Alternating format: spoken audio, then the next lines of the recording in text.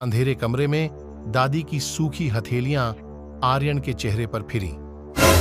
बेटा, ये गांव सुरक्षित नहीं है। दादी की आवाज कांप रही थी।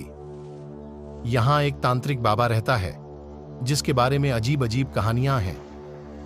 आर्यन, एक तेज तर्रार पत्रकार, दादी की बातों को हल्के में लेने लगा। दादी, ये सब पुराने ख्याल हैं।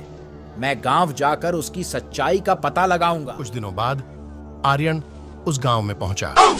गांव का माहौल उदास था। खेत सूखे पड्डे थे और लोगों के चेहरों पर परेशानी के साए थे।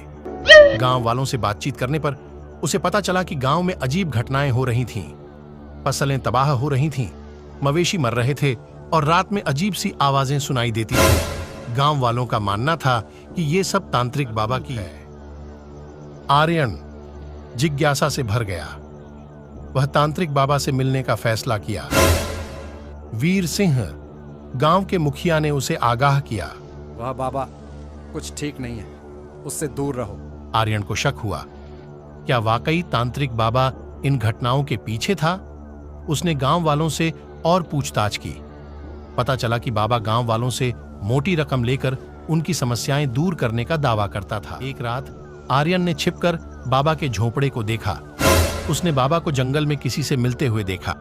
वह उनकी बातचीत सुनने के लिए पास गया। काम हो गया? जंगल से निकले शख्स ने पूछा। हाँ, हो गया। अगले गांव की बारी है। आर्यन चौंक गया। बाबा गांव वालों को डरा धमकाकर उनसे पैसे ले रहा था और गांवों में अशांति फैला रहा था। अगले दिन आर्यन ने गांव वालों को सारी सच्चाई बता दी।